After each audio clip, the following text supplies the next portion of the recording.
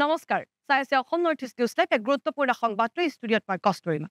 নগৰবেৰাত ইতিমধ্যে বাংলা যি ইটাভাটা আছিল সেই বাংলা ইটাভাটাৰ উচ্ছেদ অভিযান চলাইছে আৰক্ষী প্ৰশাসনে হয় ঠিকেই শুনিছে নগৰবেৰাত ইতিমধ্যে আৰক্ষীয়ে কঠোৰ পদক্ষেপ হাতত লৈছে আৰু যিসমূহ বাংলা অবৈধ ইটাভাটা আছিলে সেই ইটাভাটাসমূহ ইতিমধ্যে উচ্ছেদ কৰিছে আৰক্ষী প্ৰশাসনে সবিশেষ তথ্য আপোনালোকৰ মাজলৈ লৈ আহিছো নগৰবেৰাৰ জামলাইত অবৈধ বাংলা ইটাভাটাৰ বিৰুদ্ধে প্ৰশাসনে উচ্ছেদ অভিযান চলায় নগৰবেৰাৰ ৰাজহ চক্ৰ বিষয়া উৎপল কুমাৰ ডেকাৰ নেতৃত্বত নগৰবেৰা আৰক্ষী আৰু নগৰবেৰা নদী সংৰক্ষিত বনাঞ্চলিক কাৰ্যালয়ৰ বনকৰ্মীৰ সহযোগত জামলাই পথাৰত অবৈধে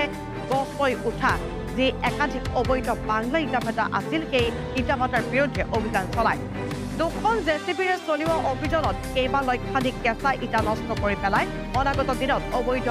বাংলা ইটাভাটাৰ বিৰুদ্ধে প্ৰশাসনৰ এনে অভিযান অব্যাহত থাকিবলৈ নাই সেয়া হ'ব লক্ষণীয় কিন্তু এতিয়া নগৰবেৰাৰ জামলাইত বাংলা ইটাভাটাৰ বিৰুদ্ধে আৰক্ষীৰ কঠোৰ অভিযান অব্যাহত আছে চাই থাকিব সবিশেষ তথ্যৰ বাবে Assam north east news live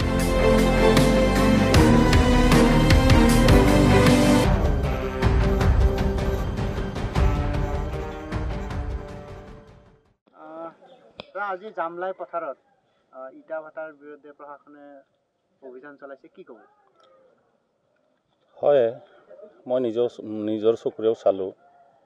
দুখৰ বিষয় কি ক'ম ভাষা নাই আচলতে যিখিনি ল'ৰা ধৰক আজি ইটা বনাই আছে আমাৰ অঞ্চলৰে ইয়াত হিন্দু মুছলিম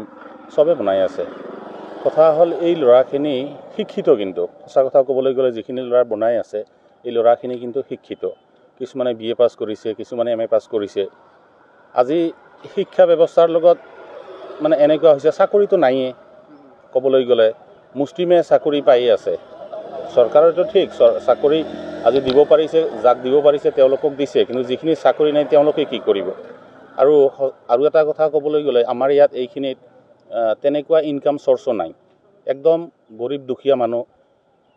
বছৰত এটাই ছিজন পায় সেইখিনি ইটা বনায় কিছুমানে হয়তো নিজা মাটিত বনায় কিছুমানে আছে তেনেকুৱা চৰকাৰী হেৰি ইমান হেৰিকো নহয় যে চৰকাৰৰ বহুত ক্ষতি হ'ব তেনেকুৱাও নহয় কমকৈ খান্দি পেলাই 1 লাখ 1.5 লাখকৈ ইটা বনায় যিখিনি আৰু হেৰি হয় বছৰেকত সেইখিনিৰে মানে পৰিয়াল পোহপাল দিয়ে তো আজি চৰকাৰৰ তৰফৰ পৰা যিখিনি মানুহ প্ৰশাসনৰ মানুহ আহি ইটাখিনি ভাঙিলে সঁচাই আমাৰ দুখ লাগিছে কিন্তু উপায়তো নাই SDC ছাৰ আহি আমাৰ এইখিনিত আজি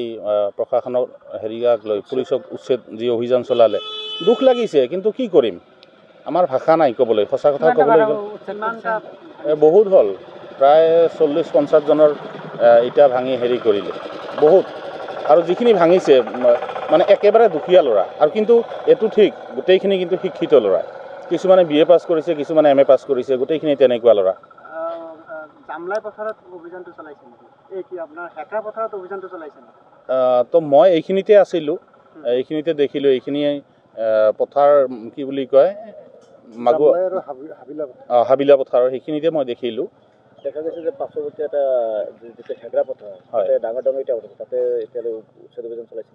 মই সেইফালৰ দেখা নাই যিটো দেখা নাই সেইটো ক'ব নোৱাৰোঁ তো এইখিনিত যিখিনি ৰাস্তাৰ কাণতে মই দেখিলোঁ মই চৰকাৰৰ প্ৰতি এটা মানে আহ্বান জনাওঁ এই দুখীয়া ল'ৰাখিনি যিখিনি ল'ৰা ইটা ভাটা হেৰি কৰিছে এইখিনিক এটা কাম কৰক মানে এটা কাম কৰিব পৰা যিটো মানে মনৰ ধাৰণাটোহে কৈছোঁ এই যে ৰয়েলটি কাটিও যদি দিয়ে তেতিয়া ল'ৰাখিনি এটা কিবা এটা হেৰি কৰিব পাৰিব যদি চৰকাৰৰ ফালৰ পৰা তেনেকুৱাও এটা সুবিধা দিয়ে আমাৰ এই অঞ্চলৰ শিক্ষিত নিবনুৱাখিনিত অন্তত কিবা এটা হেৰি হ'ব